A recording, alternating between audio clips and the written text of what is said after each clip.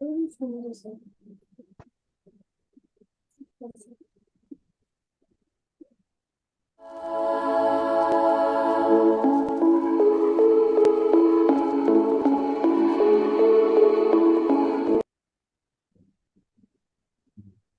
দর্শক মন্ডলী, আসসালামু আলাইকুম। এই মুহূর্তে যারা আমাকে রাজ টিভির পর্দায় দেখছেন, আমি সবাইকে আমন্ত্রণ জানাই রাজ টিভির নিয়মিত আয়োজন ফ্রাইডে নাইট উইথ রিউমাটোলজিস্ট। দর্শক, আজ 107তম পর্ব। আজ আমরা কথা বলবো শোগ্রেনস ডিজিজ নিয়ে। এই শব্দটি অনেকের কাছেই আসলে না, বেশিরভাগ মানুষের কাছেই এই শব্দটি একেবারেই নতুন, এবং এই অসুখটি সম্পর্কে জানেন না এমন মানুষের সংখ্যাই হয়তো বেশি যারা দেখছেন। দর্শক, আমরা এই অসুখটি নিয়ে আজ কথা বলবো এবং তার চিকিৎসা নিয়ে কথা বলবো। এই আজকের গুরুত্বপূর্ণ আয়োজনে দর্শক আমাদের সাথে বিশেষজ্ঞ চিকিৎসক হিসেবে আছেন ডাক্তার মোহাম্মদ সোয়াইব মোমেন মজুমদার স্যার। তিনি MBBS, FCPS medicine, MD rheumatology, FSCP medicine and rheumatology specialist, department of rheumatology, Bangabandhu Sheikh Mujib medical university. Sir, আসসালামু আলাইকুম, আমন্ত্রণ জানাই আমাদের আলোচনায়। স্যার, কেমন আছেন? জি, ওয়ালাইকুম সালাম। হ্যাঁ, আমি ভালো আছি আলহামদুলিল্লাহ। আপনারা ভালো আছেন সবাই? স্যার, আমরা ভালো আছি। আপনাকে আমি শুরুতে আন্তরিক ধন্যবাদ এবং কৃতজ্ঞতা জানাই স্যার আপনার মূল্যবান সময়ের জন্য। এত ব্যস্ততার মাঝেও স্যার আমাদের সাথে যুক্ত হয়েছেন, আমার দর্শকদের সাথে যুক্ত হয়েছেন, এবং স্যার আমরা খুব একটি গুরুত্বপূর্ণ বিষয় নিয়ে স্যার আজ কথা বলবো। সেই আয়োজনে আমাদের সঙ্গী হয়েছেন স্যার, আপনাকে কৃতজ্ঞতা জানাই আমার দর্শকদের পক্ষ থেকে, ডিজিটাল ফার্মার পক্ষ থেকে এবং রাজ টিভি পরিবারের পক্ষ থেকে। এবং আপনাকে আমার দর্শকদের আজকে কেউ ধন্যবাদ দিতে। ধন্যবাদ স্যার। দর্শকদেরকে বলতে চাই, দর্শক সরাসরি দেখছেন রাজ টিভির পর্দায়। আমাদের আজকের এই আয়োজনটির scientific partner Delta Pharma limited এবং আয়োজিত হয়েছে বাংলাদেশ রুমাটোলজি সোসাইটি দ্বারা। দর্শক, পাওয়ার্ড বাই টপাসি টিউপাসেট।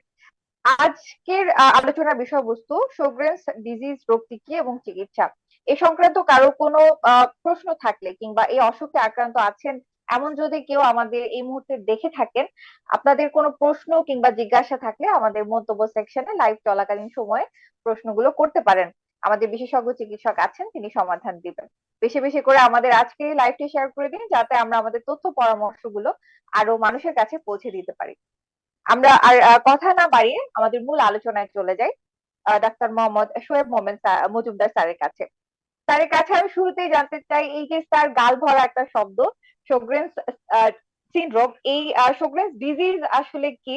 এই ডিজিজ সম্পর্কে স্যার আমাদের একটা যদি প্রাথমিক ধারণা দিতেন। জি, ধন্যবাদ এটা সুন্দর প্রশ্নের জন্য। আসলে হ্যাঁ, এটা আপনি ঠিকই বলেছেন যে এটা অনেকের কাছে নতুন এবং একেবারেই শব্দটা আনপড়া সেটা আর কি। তো এটা হওয়ার বেশ কিছু কারণ হচ্ছে যে আসলে এই রোগ সম্পর্কে আমাদের সচেতনতা বা আমাদের অধিকাংশ মানুষের এবং চিকিৎসকের কিছুটা জ্ঞানের স্বল্পতা আছে, যে কারণে এই বিষয়টা সম্পর্কে আলোচনা কম হয়েছে। তো এই জন্যই আসলে আমি রাজ টিভি এবং আপনাদেরকে ধন্যবাদ দিতে চাই যে এই বিষয়টাকে তুলে নিয়ে আসার জন্য, যাতে আমাদের এই বিষয়ে সচেতনতাটুকু তৈরি হয়। আসলে এই রোগটা শুধু আজকের না, এই রোগটা আসলে 1933 সালে এই রোগটা ফার্স্ট আইডেন্টিফাই করা হয়। তো বলা চলে যে এখন থেকে ঠিক 90 বছর আগে এই রোগটাকে ডায়াগনোসিস করা হয়। তারও বেশ কিছু 1882 সাল থেকে, সরি 1832 সাল থেকে কিছু আলোচনা হচ্ছিল আরো 100 বছর আগে থেকে, কিন্তু এটাকে একটা ডিজিজ হিসেবে আখ্যায়িত করাটা হয়েছে ফার্স্ট হচ্ছে 1933 সালে। সেটাকে ডক্টর শোগ্রেন, যিনি ওনার নামানুসারে হয়েছে, উনি সুইডিশ একজন চক্ষু বিশেষজ্ঞ ছিলেন। তো আসলে এই রোগের মূল বৈশিষ্ট্য হচ্ছে আমরা বলি এক্সোক্রাইন গ্ল্যান্ড, যে আমাদের শরীরে অনেক ধরনের গ্ল্যান্ড আছে, হ্যাঁ, যেখান থেকে আমাদের হরমোন বা বিভিন্ন ধরনের নিঃসৃত হয়, আহ, বা রস নিঃসৃত হয় সেটাকে। তো এখন হচ্ছে এই এক্সোক্রাইন গ্ল্যান্ড মানে আমাদের এই এখানে আছে প্যারোটিড, ঠিক এই পাশে আছে সাবমেন্ডিবুলার। মানে এখান থেকে আমরা যে কথাগুলো বলছি, আমাদের মুখের ভিতরে একটু পর পর লালা জমছে, যার কারণে আমরা ইজিলি খাবার গিলতে পারছি, কথা বলতে পারতেছি, মুখটা ড্রাই হয় না, মুখটা আমরা সহজে যে কথা বলা খাওয়ার কাজটা করতেছি, এটা আমাদের ডিউ টু আমাদের স্যালাইভা প্রোডাকশন বা মুখে লালা তৈরি হওয়ার জন্য। তো এই রোগে মূল বৈশিষ্ট্যটাই হচ্ছে এই গ্ল্যান্ড গুলো আক্রান্ত হয়। আক্রান্ত হওয়ার ফলে কি হয়, যে লালা উৎপাদনটা কমে যায়। কমে যাওয়ার ফলে মুখটা শুকিয়ে আসে। রোগীরা প্রায় বলে থাকেন যে আমার তো মুখ শুকনো লাগছে, কথা বলতে বেশিক্ষণ কথা বলতে পারি না, বা খাবার গিলতে কষ্ট হয়, একটা টোস্ট বিস্কিট গিলতে পানি খাওয়া লাগে, বা ভাত গেলার জন্য পানি খাওয়া লাগে, এরকম। এটা কিন্তু, তো এই যে শুধু লালাই উৎপন্ন কম হয় তা কিন্তু না, একই সাথে ওনার চোখও এফেক্ট হতে পারে। চোখে মানে কি, আমাদের এই পাশে লেক্রিমাল গ্ল্যান্ড আছে, যেখান থেকে আমাদের চোখটাও কিছু সবসময় ভিজা থাকে। যার কারণে আমরা চোখকে একটু পর পর ব্লিঙ্ক করি বা চোখে পাখাটা নাড়াচ্ছি, এর ফলে আমাদের চোখটা কিন্তু ভিজিয়ে যাচ্ছে। এই ভিজিয়ে যাওয়ার ফলে আমরা কিন্তু সহজে আমরা অনেকক্ষণ তাকিয়ে থাকতেও কোনো কষ্ট হয় না সেটা। কিন্তু যাদের এই রোগটা হয় তাদের ক্ষেত্রে এই চোখের পানি উৎপন্ন হওয়ার হারটা অনেক কমে আসে। তার ফলে ড্রাই আই হয়। এর জন্য তারা রুগীরা অভিযোগ করেন বা ওনাদের কষ্ট হয় যে ওনার চোখ একটু শুকিয়ে যাচ্ছে, মানে কি চোখের জন্য একটু বালি পড়ছে, চোখটা কেন খুব খচখচ করছে, কেন যেন একটু অস্বস্তি অনুভব হচ্ছে, বালি বালি লাগে, এবং চোখটা বোধহয় শুকনো লাগে, বা খুব কষ্টের সংবাদ পেলে আমরা হয়তো সবাই একটু কম বেশি কান্না করি। কিন্তু আমার কান্নাও আসে না, যে এতটাই চোখ শুকিয়ে গেছে আমার চোখে, আপনার কান্না আসে না। তো এই কারণেই এই যে ডক্টর সোগেন, যে উনি চোখ চিকিৎসা করছিলেন, তো এই অভিযোগ নিয়ে, যে চোখ শুকিয়ে আসা অভিযোগ নিয়ে রুগীরা যেতেন, তখন এর থেকে ওনারা দেখেন যে না, আমাদের মুখ শুকিয়ে আসে। এবং একই সাথে ওনাদের শুধু এই চোখ মুখ শুকিয়ে আসে না, একই সাথে আরো কিছু উপসর্গ তখন ওনারা আইডেন্টিফাই করলেন। যেমন ওনাদের বাতের সমস্যা হয়, যে গিটে গিটে ব্যথা, জয়েন্টে ব্যথা। পরে আধুনিক বিজ্ঞানের আবিষ্কারের সাথে আরো কিছু দেখা গেল যে এটা হচ্ছে বর্তমান সময়ে সবচেয়ে জটিল রোগের মধ্যে এটা অন্যতম জটিল রোগ, বা বর্তমানে বলা হচ্ছে এটা মাল্টি সিস্টেম ডিজিজ। যে এ রোগে যে কোনো অঙ্গেই আক্রান্ত হতে পারে, যেমন ফুসফুসে আক্রান্ত হতে পারে, তারপর আইএলডি নামক রোগ হতে পারে, ফুসফুসে কিডনি এফেক্ট হতে পারে, নার্ভ এফেক্ট হতে পারে। তো এর থেকে শুরু করে শরীরে এমন কোনো অঙ্গ প্রত্যঙ্গ নেই যেটা এ রোগের ফলে হয় না। তো এই জন্য শোগরেন বর্তমান সময়ের মাল্টি সিস্টেম ডিজিজ এর মধ্যে এটা অন্যতম, যে শুরু হওয়াটা হতো মানে চোখ মুখ ড্রাই হওয়াদের হলো, কিন্তু যে কোনো অঙ্গে এ রোগে এফেক্ট হতে পারে। অসংখ্য ধন্যবাদ স্যার, খুব সহজ কথায় কিন্তু দর্শক আমরা শোগ্রেনস ডিজিজ সম্পর্কে জেনে নিলাম। খুব কমন কিছু উপসর্গ, আসলে অনেকেরই এই ছোটখাটো বিভিন্ন ধরনের সমস্যা থাকে, এ ধরনের চোখের পানি শুকিয়ে যাওয়া কিংবা আমাদের লালা নিঃসরণটা কমে যাওয়া, এর সাথে যদি আসলে বাত ব্যথা, জয়েন্ট ব্যথা এই ধরনের কোনো সমস্যা থাকে, তাহলে কিন্তু অবশ্যই দেরি না করে চিকিৎসকের পরামর্শ নিতে হবে। কেননা স্যার বললেন একটা মাল্টি সিস্টেম ডিসঅর্ডার এর মধ্যে কিন্তু অন্যতম, এবং এটার মাধ্যমে কিন্তু আসলে অনেক জটিলতা তৈরি হতে পারে। সুতরাং আমাদের কিন্তু সচেতন হতে হবে, দর্শক যারা দেখছিলেন। এটা আমাদের ফুসফুসকে এফেক্ট করতে পারে, আমাদের নার্ভাস সিস্টেমকে এফেক্ট করতে পারে, আমাদের কিডনিকে এফেক্ট করতে পারে। স্যার যে বিষয়গুলো আসলে জানাচ্ছিলেন, সুতরাং আমাদের আসলে সচেতনতার কোনো বিকল্প নেই। স্যার, আমরা শুক্রেন্স ডিজিজ সম্পর্কে জানলাম, এই অসুখটি আসলে মূলত কাদের হচ্ছে কিংবা এর পেছনের কারণটা কি স্যার? হ্যাঁ, এরকম মূলত আসলে কাদের হচ্ছে, একটা হচ্ছে নারীরা বেশি আক্রান্ত হয়ে থাকেন সেক্ষেত্রে কি, যে একটা হচ্ছে যে বলা হয়েছে যে 9:1, মানে 10 জন রুগী যদি হয়ে থাকেন তাহলে এর মধ্যে 9 জনই হচ্ছে নারীরা, আর একজন মাত্র পুরুষ। সুতরাং এটা বলা চলে যে এটা নারীদের এফেক্ট হয়, এটা আমি নির্দ্বিধায় বলতে পারি।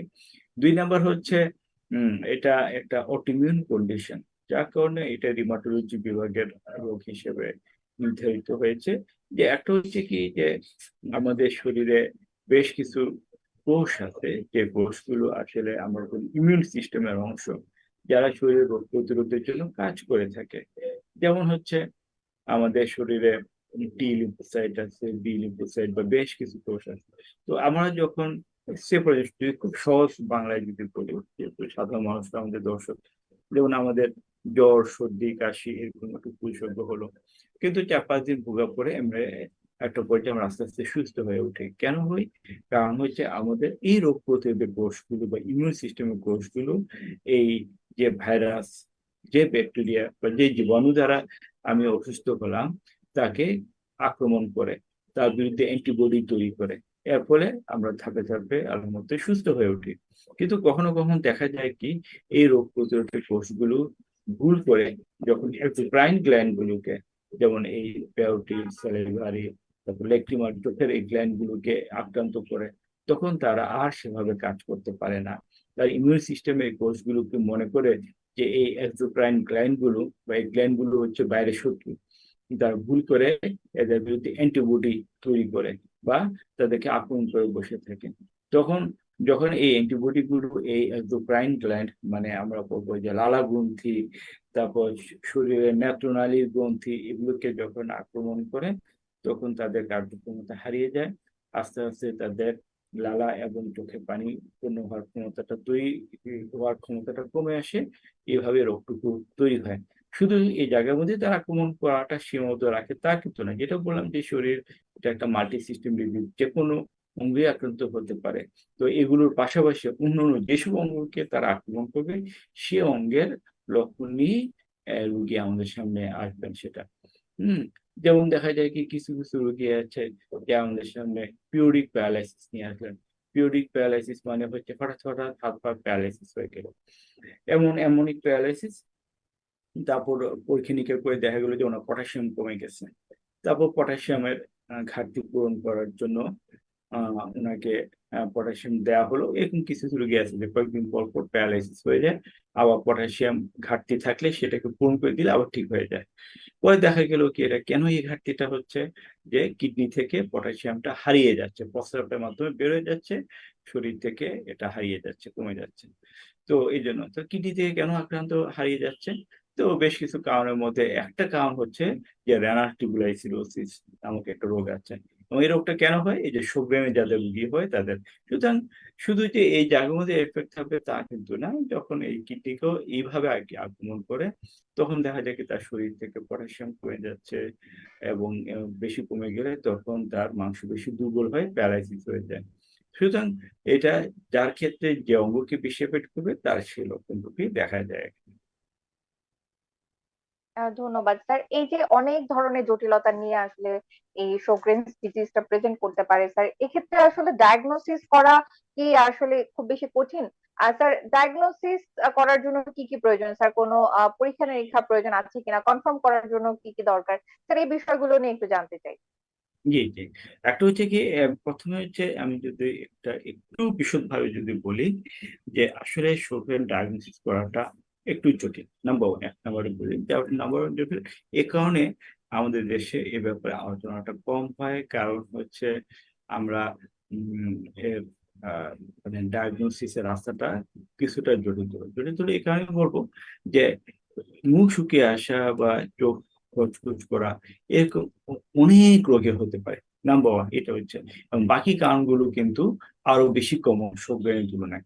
যেমন ডায়াবেটিস, মুখ শুকিয়ে, আমাদের দেশে যদি বলা হয় যে মুখ শুকিয়ে যাওয়ার, আমাদের অনেক মহিলারা বা মা বোনেরা বলে থাকেন, কিন্তু তার এক নম্বর কারণ কিন্তু ডায়াবেটিস। আমাদের দেশের প্রেক্ষাপটে যদি বলে থাকে, কারণ দেখা যায় কি, সুগার আমার টেস্ট করে দেখি, এবং দেখা যায় ব্লাড সুগার উনি খাই, উনি হয়তো কখনো টেস্ট করে দেখেননি, কিন্তু টেস্ট করে দেখা গেল কি হঠাৎ করে ওনার র্যান্ডম ব্লাড সুগার হয়ে আছে 20-25 হয়ে আছে। হম তখন এসব ক্ষেত্রে কিন্তু আমরা ডায়াবেটিসের দিকে মনোযোগটা দিই বেশি সেটা। এছাড়া বেশ কিছু আরো ওষুধ আছে, যেমন আমাদের অনেকেই আছেন যে আমার ঘুমের সমস্যা, দুদিন ধরে ঘুমের ওষুধ খাচ্ছেন বা সিডেটিভ খাচ্ছেন, বা যেটা আমরা বলি যে নানা ধরনের অ্যান্টি ডিপ্রেসেন্ট খাচ্ছেন, এনজিওলাইটিক খাচ্ছেন। তো উনি বলেন যে আমার টেনশন বা ঘুম হয় না, এসবের জন্য খাচ্ছি। এসব ওষুধও কিন্তু মুখ শুকিয়ে যাওয়ার প্রবণতাটা থাকে। তো আমি যদি বলি যে আমাদের সেই চোখ মুখ শুকিয়ে যাওয়ার যদি এক নম্বর দুই নম্বর কারণ বলা হয়, সেটা একটা হচ্ছে ডায়াবেটিস, দুই নম্বর হচ্ছে ওষুধের কারণে। এছাড়া আরো বেশ কিছু কারণ আছে, যেমন হচ্ছে সার্কোইডোসিস নামক রোগ, এটা যদিও অত কমন না, কিন্তু এটাতেও হতে পারে হেপাটাইটিস সি ভাইরাস ইনফেকশন, এরকম। তো এরকম আরো বেশ কিছু কারণে আছে। সুতরাং আমাদের এই মুখ শুকিয়ে যাওয়ার কারণগুলো বের করতে গেলে প্রথমে এই বিষয়গুলো সবাই আমরা মাথায় রাখি। তো এইগুলো রাখার কারণে শুক্রাণ যে একটা অন্যতম গুরুত্বপূর্ণ কারণ, সেটা অনেকের ক্ষেত্রে আমরা চিন্তা করি না, যার কারণে হয়তো আমাদের ডায়াগনোসিসটা একটু কম হয়। সো তারপরেও আমাদের শৌখিন ডায়াগনোসিস করতে গেলে আগে সত্যি হচ্ছে এই কারণগুলোকে আমাকে এক্সক্লুড করে নিতে হবে, যে না তার এই কারণে। ইয়েস, আমার শোগরেনের রুগী আছে তাদের অনেকেরই ডায়াবেটিস আছে, কিন্তু তাদের বাকি ওষুধ দিয়ে তাকে দেখতে হবে। অথবা ডায়াবেটিস কন্ট্রোলে আছে তারপরে তার মুখ শুকিয়ে যাচ্ছে, এটা তো হওয়ার কথা না। কারণ ড্রাইনেস অফ মাউথ বা মুখ শুকিয়ে যাওয়া ডায়াবেটিস রুগীদের তখনই হয় যখন ডায়াবেটিসটা আনকন্ট্রোল থাকে। যখন ডায়াবেটিস কন্ট্রোলে থাকে তখন এটা হওয়ার কথা না। যদি তারপরে হয় তাহলে কারণ সেসব ক্ষেত্রে আমাদের অন্য কারণ যেমন ওষুধ বা শোগরেন্স ডিজিজ বা এগুলো আছে কিনা সেটা তখন আমাদেরকে বিবেচনা করতে হবে। এটা হলো 1 নম্বর বিষয়। 2 নম্বর বিষয় হচ্ছে আহ, যেহেতু এটা একটা মাল্টি সিস্টেম ডিজিজ, যার কারণে আমাদের এক একজনের ক্ষেত্রে যেমন অনেকে আছে যে নিউরোপ্যাথি নিয়ে প্রেজেন্ট করেন, যে পায়ের নার্ভ গুলো অবশ হয়ে আছে, দুর্বল হয়ে আছে, হাঁটতে গেলে ব্যালেন্স পান না সেটা। তো নিউরোপ্যাথির এরকম অনেক কারণ আছে, তার মধ্যে সুগার একটা আছে। সুতরাং ওটা যদি চিন্তা না করা হয়, সেটা হয়তো ওই ব্যক্তি কখনোই আগে মানে মুখ শুকিয়ে যাওয়ার অভিযোগ করেনি, বা অনেকে আছে যে অন্য লক্ষণগুলো আগে তৈরি হলো, তারপর মুখ শুকিয়ে যাওয়ার মানে লক্ষণগুলো পরে তৈরি হয়েছে, বা ফুসফুস এফেক্ট হয়েছে, হাঁটতে গেলে শ্বাসকষ্ট হয় বা আইডি হয়, পরবর্তীতে মুখ শুকিয়ে যাওয়ার প্রবণতা তৈরি হয়েছে। যার কারণে এটা হচ্ছে 2 নম্বর কারণ, যে ক্ষেত্রে আমাদের ডায়াগনোসিসটা এখানে একটু ডিলে হয়। 3 নম্বর হচ্ছে আমি যেটা বলবো যে উম এর একটা ডায়াগনোসিসের জন্য একটা ক্রাইটেরিয়া আছে, যেটাকে বলা হয় যে আমেরিকান কলেজ অফ রিউমাটোলজি, যে ওয়ার্ল্ডের সবচেয়ে বড় বডি, যেটা বাত ব্যাধির উপরে কাজ করে আমেরিকান কলেজ যারা। এবং 2 নম্বর হচ্ছে ইউলার। ইউলার মানে ইউরোপিয়ান লিগ এগেনস্ট রিউমেটিজম, মানে এরা টোটাল সকল ইউরোপের দেশগুলো মিলে একটা সম্মিলিত বাত ব্যাধি সম্পর্কিত একটা বড় প্রতিষ্ঠান। তো আমেরিকান এবং ইউরোপিয়ান এই দুটো প্রতিষ্ঠান মিলে ওরা এই রোগের ব্যাপারে একটা ক্রাইটেরিয়া বা একটা মানদণ্ড নির্ধারণ করেছে, যে এই বৈশিষ্ট্য থাকলে আমরা এই রোগটা আছে বলে ধরে নিব। তো সেই হিসেবে এই ক্রাইটেরিয়াটা অনেক ক্ষেত্রে আমাদের না জানা থাকার কারণে আমরা 2 নম্বর কারণ যে এটা আমাদের মিস হয়। এবং 4 নম্বর বলবো যে আমাদের বেশ কিছু এই কারণে কেন মিস হয় সেটা আমি বললাম। এখন আপনি যে প্রশ্নটা করলেন যে আমাদের এই রোগটা নির্ধারণের উপায় কি, বা কি কি উপায় আছে। তো উপায়ের ক্ষেত্রে যেটা আমি বলবো যে একটা হচ্ছে রোগীর এই সিমটম বা লক্ষণগুলো থাকতে হবে, মুখ শুকিয়ে যাওয়া, যেমন আমরা বলি যে এই লক্ষণগুলো কমপক্ষে 3 মাস ধরে থাকতে হবে। ওই সময় দেখা যাবে কি কারো মা বাবা মারা গেছেন, উনি খুব দুশ্চিন্তায় আছেন এবং খুব বিষণ্ণতায় আছেন, তখন মুখ শুকিয়ে যাওয়ার এটা থাকে, এটা সাময়িক। যেটা বলা হচ্ছে যে এই সমস্যাগুলো 1 নম্বর হচ্ছে 3 মাস ধরে থাকতে হবে। 2 নম্বর হচ্ছে আমাদের যে মুখ শুকিয়ে যাওয়ার বিষয়টাকে আমরা আমলে নেই না, রুগীরাও কিন্তু আমলে নেন না। সেটা বলছে যে এটা আমাদের অনেক ক্ষেত্রে আমরা প্রশ্ন করি যে আমার এটা এমনিতেই আসে, সে বিষয়গুলো থাকে। 3 নম্বর হচ্ছে বেশ কিছু এই ড্রাইনেসের লক্ষণগুলো আমরা ওভাবে চিন্তা করি না বা রুগীরাও বলেন না। যেমন অনেকে বলে থাকেন যে আমার শরীরে বেশ চুলকানি হয়, এত চুলকায় কিন্তু আমার শরীরে কোনো চর্মরোগ দেখি না, একবার কিছু দেখি না, আমরাও দেখি যে না কিছুই নাই। কিন্তু এই যে চুলকানির কারণ কিন্তু একটা হইতে পারে জেরোসিস, মানে স্কিনের যে গ্ল্যান্ড গুলো ওটা শুকিয়ে গেছে। শুকিয়ে যাওয়ার কারণে আমাদের স্কিনটা খুব ড্রাই হয়ে গেছে। ড্রাই হয়ে যাওয়ার কারণে ওনার মধ্যে সবসময় একটা চুলকানির অনুভূতি তৈরি হয়। সুতরাং এই যে একটা কারণ কিভাবে রোগীরা হতে পারে। আরেকটা হতে পারে যেটা মহিলাদের ক্ষেত্রে, কিন্তু আমরা আসলে যেহেতু এটা মেডিকেল সায়েন্সের প্রোগ্রাম, আমরা যদি বলি যে এটা ওনাদের আহ, অনেকে বলতে চান না বা লজ্জা পান, সেটা আমরা বলি যে ডিসপ্যারোনিয়া। যেটা দেখা যায় কি স্বামী স্ত্রী মেলামেশার সময় তাদের একটু কষ্ট হয় মহিলাদের ক্ষেত্রে, কারণ তাদের মাসিকের রাস্তাটাও ড্রাই হয়ে যায়, যার কারণে তখন স্বামী সহবাস করতে গেলে স্ত্রী বেশ কষ্ট হয় সেটা। সুতরাং এটা অনেক মহিলারা লজ্জায় বলতে চান না সেটা। সুতরাং এই যে লক্ষণগুলো আছে সেই লক্ষণগুলো কে আমাকে 1 নম্বরে বিবেচনায় নিতে হবে।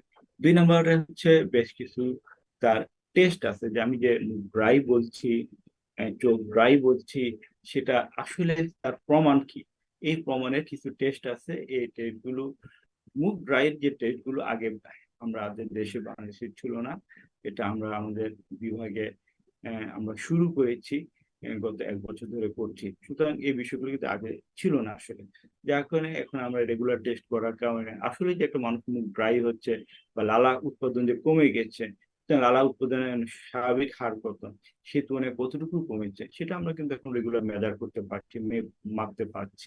সুতরাং এগুলো কিন্তু লাগবে। 2 নম্বর বিষয় হচ্ছে চোখ কতটুকু শুকাচ্ছে, সেটা মেজার করার উপায় আছে। এবং কিছু রক্ত পরীক্ষা আছে সেটা।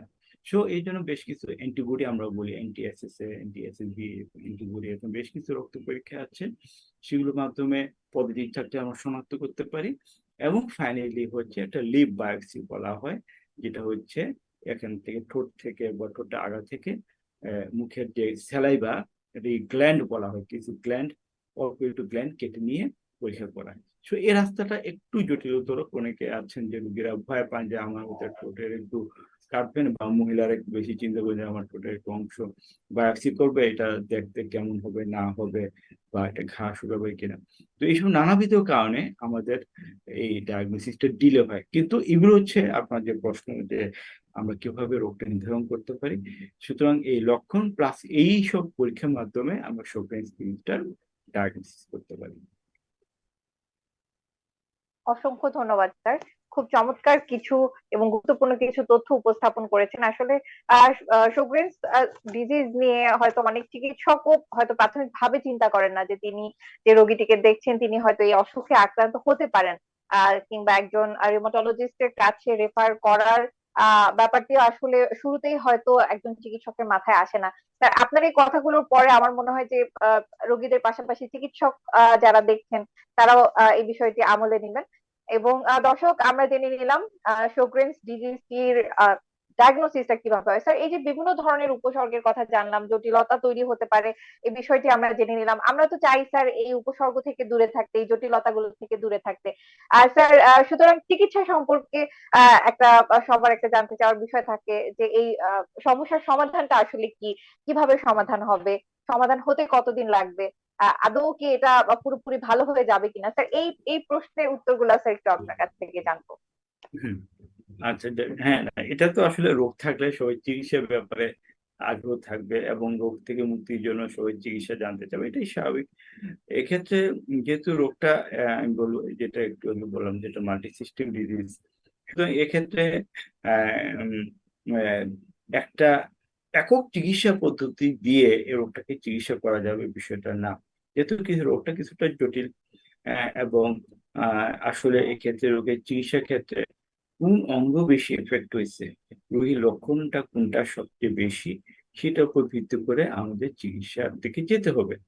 যেমন হচ্ছে কি, মুখ শুকিয়ে যাচ্ছে, সুতরাং মুখ শুকানোর জন্য কিছু চিকিৎসা আছে, যে প্রোভাইডেড দ্যাট এটা সুগার ডিজিজের জন্য হয়েছে, তার ডায়াবেটিস নাই, তার অ্যাংজাইটি বা ডিপ্রেশন নাই, বা মানসিক রোগ নাই, তার ঘুমের বড়ি খান না, এরকম যদি হয়ে থাকে তাহলে সুগার ডিজিজ আমরা প্রমাণ করলাম, তাহলে মুখ শুকানোর জন্য আমাদের ট্রিটমেন্ট করা লাগবে।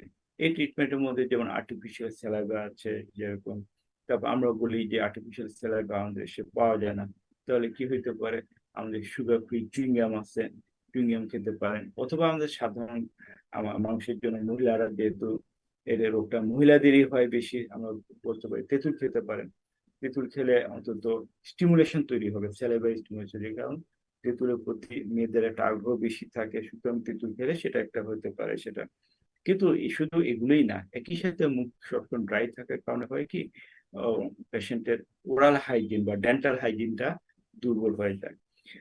মুখে নানাবিধ ঘা হইতে পারে, আমরা যেটা বলি ফাঙ্গাল ইনফেকশন, ওরাল ক্যান্ডিডিয়াসিস, তারপর ডেন্টাল ক্যারিস, দাঁতে পোকায় খেয়ে নিতে পারে সেটা। সুতরাং এই ধরনের রুগীরা কিন্তু প্রথমে ডেন্টাল সার্জনের কাছেও যেতে পারে, যেটা বললাম যে এটা একটু আগে আপনি যেটা বলেন, যেমন সময় এই রোগগুলো নানা ধরনের যেহেতু একটা মাল্টি সিস্টেম ডিজিজ, দেখা যায় কেউ মুখ শুকানোর জন্য এবং তার ডেন্টাল ক্যারিস হয়েছে, দাঁতে বারবার ইনফেকশন হচ্ছে, ডেন্টাল সার্জনের কাছে গেছে, উনি বা দাঁতের রুট ক্যানাল ক্লিনিক বা এটা করছে, কিন্তু আবারও সেটা হচ্ছে, কারণ ওনার জেরোস্টোমিয়া মানে মুখ ড্রাই হয়ে যাচ্ছে, যার কারণে ওনার বারবার ডেন্টাল ক্যারিস হচ্ছে।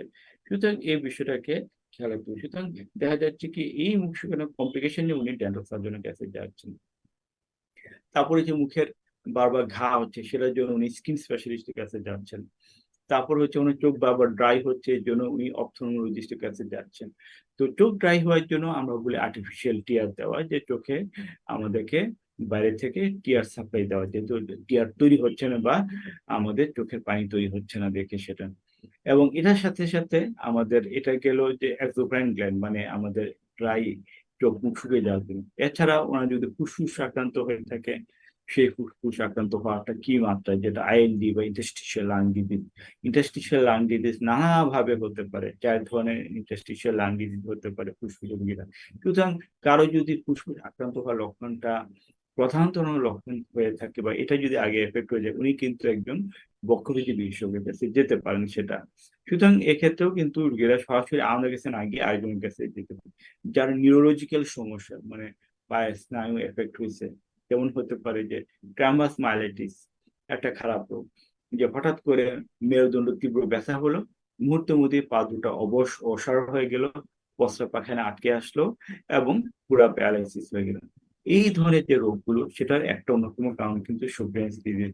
কিন্তু উনি হয়তো হাসপাতালে ভর্তি হলেন এবং নিউরোলজি বিভাগে থাকলেন বা ভর্তি হলেন। তো এসব ক্ষেত্রে কিন্তু এর জন্য মাল্টিডিসিপ্লিনারি একটা কোলাবোরেশন, এটা প্রয়োজন আছে। তো চিকিৎসার ক্ষেত্রে যেটা বলতেছিলাম, যে সুতরাং কারো যদি ফুসফুস আক্রান্ত হয়, কি মাত্রায় কতটুকু আক্রান্ত হয়েছে, সেক্ষেত্রে আলাদা ইমিউনোসাপ্রেসিভ বা এই রোগের যে জন্য ইমিউনোসাপ্রেসিভ আমরা বলি, যারা এই অটোইমিউন সিস্টেমটাকে কে কন্ট্রোল করবে বা ইমিউনিটি মানে অত্যাধিক কাজ করার জন্য এই কাজগুলো হচ্ছে। সুতরাং এই ইমিউনিটিটাকে কিছুটা সাপ্রেস করার জন্য এই ইমিউনোসাপ্রেসিভ দেওয়া হয়। তারপর ঠিক একই রকম ভাবে আমার নিউরোপ্যাথি হলে সেটার জন্য বিভিন্ন কি ধরনের নার্ভ এফেক্ট হয়েছে সেটার উপর ভিত্তি করে বিভিন্ন ধরনের ইমিউনোসাপ্রেসিভ এজেন্ট আছে। সুতরাং মোটা দাগে যদি আমি বলি যে শোগরেন্স ডিজিজের জন্য বর্তমান সময়ের প্রেক্ষাপটে অনেক ধরনের চিকিৎসার সুযোগ আছে, চিকিৎসার উপকরণ আছে এবং চিকিৎসা করে ভালো থাকা সম্ভব। যদিও রোগটা দীর্ঘমেয়াদী, কিন্তু চিকিৎসা হয়তো লম্বা সময় ধরে গ্রহণ করা লাগবে, কিন্তু তার চিকিৎসা যেহেতু আছে, চিকিৎসা করে ভালো থাকা সম্ভব। এতটুকু আমি আমাদের দর্শককে বলতে পারি। অসংখ্য ধন্যবাদ স্যার। শোগরেন্স ডিজিজের যে সমাধানটা আছে এই বিষয়টি আমার দর্শকদের জানানোর জন্য। দর্শক আসলে এই ক্ষেত্রে সব থেকে বেশি যেটা প্রয়োজন সেটা হচ্ছে নিজে সচেতন থাকা। তার যে উপসর্গগুলোর কথা বলেছেন শুরুতে এবং বারবার আলোচনায় উঠে এসেছে, এ ধরনের উপসর্গ কারো থাকলে অবশ্যই দেরি না করে চিকিৎসকের পরামর্শ নিবেন। আমরা অনেক উপসর্গকে অনেক হালকা ভাবে নেই, আমরা গুরুত্ব দিই না, কিন্তু এই কাজগুলো আসলে করা যাবে না। স্যার, আমরা আমাদের আলোচনার শেষ পর্যায়ে, শেষ করবার আগে দর্শকদের উদ্দেশ্যে, বিশেষ করে যাদের শোগরেন্স ডিজিজ আছে তাদের উদ্দেশ্যে স্যার কিছু বলতে চান? হ্যাঁ, এটা তো শোগরেন্স ডিজিজ যাদের আছে, সেটা এক নম্বর হচ্ছে রোগ তো মানুষেরই হয়। সুতরাং শোগরেন্স ডিজিজ যদি কারোর থেকে থাকে, দর্শকদের বলতে মন খারাপের কিছু নেই। শোগরেন্স ডিজিজ বর্তমান সময়ে উম, একটা চিকিৎসাযোগ্য রোগ এবং তার আধুনিক মেডিকেল সায়েন্স অনেক ধরনের চিকিৎসকের ব্যবস্থা আছে। যার কারণে আমি যদি বলি যে, বা সাধারণ রোগী যারা আছে, যদি আপনাদের কারো যদি দীর্ঘমেয়াদী উম এরকম মুখ শুকনোর উপসর্গ থাকে, আমি যদি সংক্ষেপে আবারও বলি যে আমার অনেকক্ষণ কথা বলতে কষ্ট হচ্ছে, আমার কথা বলতে গেলে আমার বারবার বিরতি দেওয়া লাগে, মনে হয় যেন পানি খাওয়া লাগে, মুখ এত শুকিয়ে যায় যে আমার ঘুম ভেঙে যায়, ঘুম থেকে উঠে আমার প্রায় কিন্তু পানি খাওয়া লাগে, এটা অনেকেই বলে থাকেন। এরকম যদি বলে, সবসময় মনে চোখে একটা বালি বালি লাগে, কেমন জানি একটা অস্বস্তি সেটা লাগে, অথবা আমার কান্না করতে পারি না বিপদের সময়, আমার চোখে পানিও আসেন, এরকম যদি লক্ষণ থাকে, তাহলে অবশ্যই আপনি আপনার চিকিৎসকের শরণাপন্ন হবেন, যাতে এবং চিকিৎসককে বলবে এই সমস্যাগুলোর সাথে। এবং একই সাথে যদি আদার অঙ্গ যদি আক্রান্ত থাকে, তো বড় অংশেরই একটু বাতের সমস্যা থাকে, এবং এই বাতগুলো থাকে দীর্ঘমেয়াদী। যেমন বলা হয় যে 8-10 বছর ধরে উনি বাতের সমস্যা ভুগছেন, জয়েন্ট পেইন হচ্ছে ছোটবেলা, এরকম লক্ষণ থাকে, কিন্তু হয়তো কোনো সমাধান হচ্ছে না। উম, তো এরকম যদি উপসর্গ থাকে, তাহলে আপনার কিন্তু অবশ্যই আপনার চিকিৎসকের বা যারা রিউমাটোলজিস্ট বা বাত বিশেষজ্ঞ, তাদের একটু শরণাপন্ন হওয়া উচিত, যে আপনার এই রোগটা আছে কিনা সেটা আইডেন্টিফাই করার জন্য আর কি। এবং আইডেন্টিফাই হলে তারা ইনশাল্লাহ সমাধানও আছে। আপনাদের সকলের একটা সুন্দর জীবন কামনা করছি। এই তো আর কি। অসংখ্য ধন্যবাদ এবং কৃতজ্ঞতা জানাই ডাক্তার মোহাম্মদ সৈয়দ মোমেন মজুমদার স্যার, আমাদেরকে এতক্ষণ সময় দিয়েছেন এবং এত গুরুত্বপূর্ণ তথ্য গুলো আসলে যা আমাদের বেশিরভাগ যারা দেখেছেন তাদেরই হয়তো জানা ছিল না। আমরা এই বিষয়গুলো জানলাম এবং এই তথ্য পরামর্শগুলো আসলে আমাদের বাস্তব জীবনে কাজে আসবে। আমরা আরো সচেতন হলাম স্যার আপনার এই কথাগুলোর মাধ্যমে। স্যার, আপনাকে কৃতজ্ঞতা জানাই আবারও। স্যার আপনার সুস্বাস্থ্য কামনা করছি এবং সাফল্য কামনা করছি। যারা আমাদের দেখেছেন দর্শক, আমি সবাইকে আবার আন্তরিক ধন্যবাদ জানাতে চাই আমাদের সাথে থাকার